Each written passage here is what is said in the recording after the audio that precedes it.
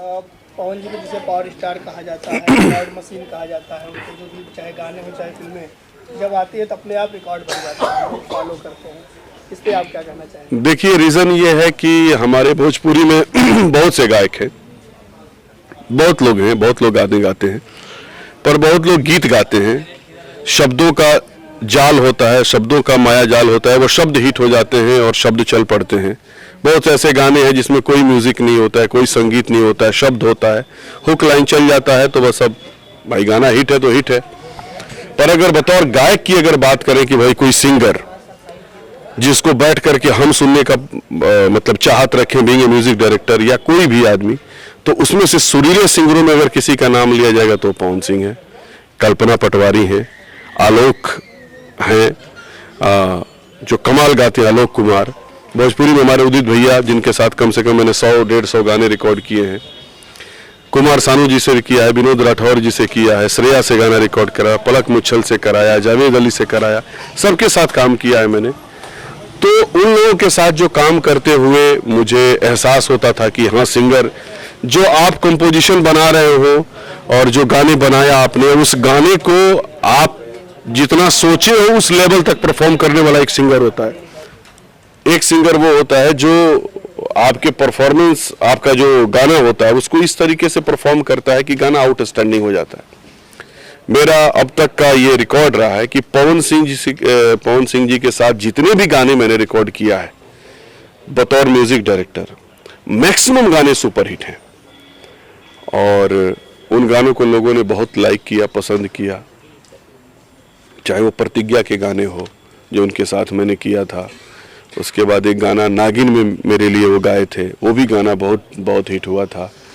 उसके बाद और भी फिल्में, कई फिल्में हैं कि आज चांद उतरल बाटे हो पियर साड़ी में एक गाना करके था। फिल्म बहुत अच्छा परफॉर्म नहीं की पर गाना इतना अच्छा हुआ। दिनेश जी की कुछ फिल्मों के लिए मेरे वो गाना गाए हैं, जिसके लिए दिनेश लाल यादव जी की हीरो थे और हम रिक्वेस्ट करते थे तो पवन जी आकर के वो गाने गा दिया करते थे। तो उनके साथ ट्यूनिंग ऐसा रहा है कि जब भी मैंने उनके साथ गाने बनाए हैं वो गाने सब हिट हुए हैं, बड़े हिट हुए हैं, कर्णप्रिय गाने हैं, क्योंकि वो सुरीले सिंगर हैं। आप आज का दौर देखिए कि सोनू निगम जी उनके साथ छठ का गाना गा रहे हैं, शेयर कर रहे हैं। तो अगर उनके अंदर काबिलियत नहीं होती तो ये मेरे बताने की ज़रूरत नहीं है कि वो कैसे सिंगर हैं, दुनिया जानती है।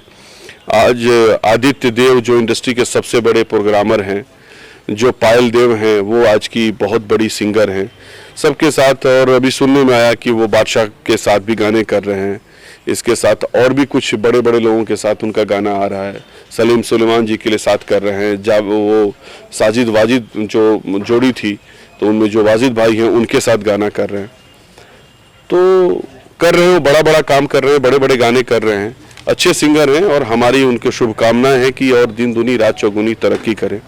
उनके साथ एज ए म्यूजिक डायरेक्टर काम करने का भी मज़ा है, एज ए डायरेक्टर भी काम करने का मज़ा आया और एक कंफर्टेबल जोन के आदमी है वो। बस ज़रूरत है आपको कि उनको समझने की।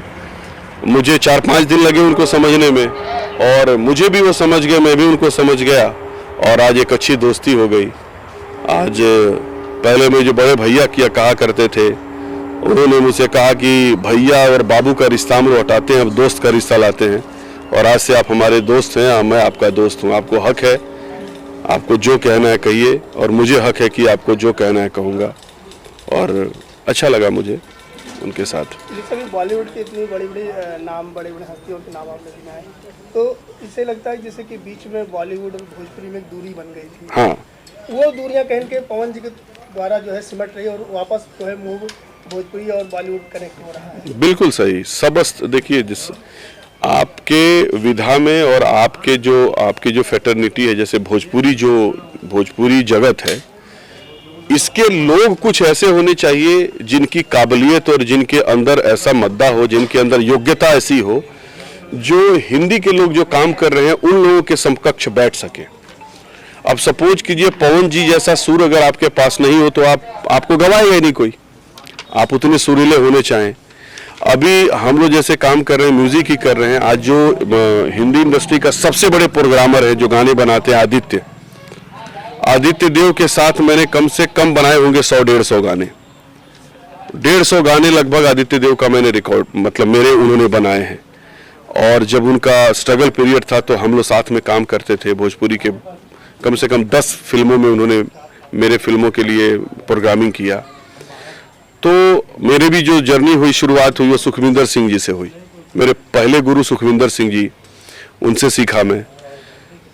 फिर भोजपुरी में आए तो हमारे ख्यालात और हमारी जो सोच है वो है कि बड़ा बड़ा कर सकते हैं हम लोग, और बड़ा करने की कोशिश कर भी रहे हैं। उसी के मद्देनजर ये कदम है सब, जो ये प्रपंच जो हम कर रहे हैं वेब सीरीज, वो भी एक कदम है।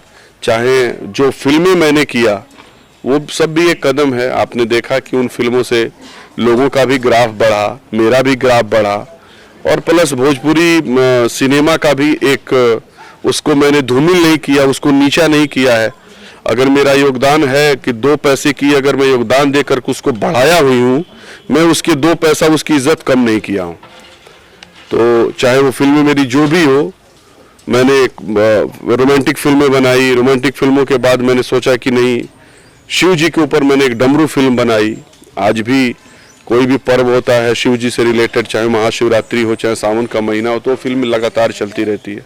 मेरी कुछ फिल्में हैं, सहरा बांध के आऊँगा, मेहंदी लगा के रखना, ये सब फिल्में कंटिन्यू चलते रहती है चैनलों पे, तो दर्शकों का प्यार मिलता रहता है।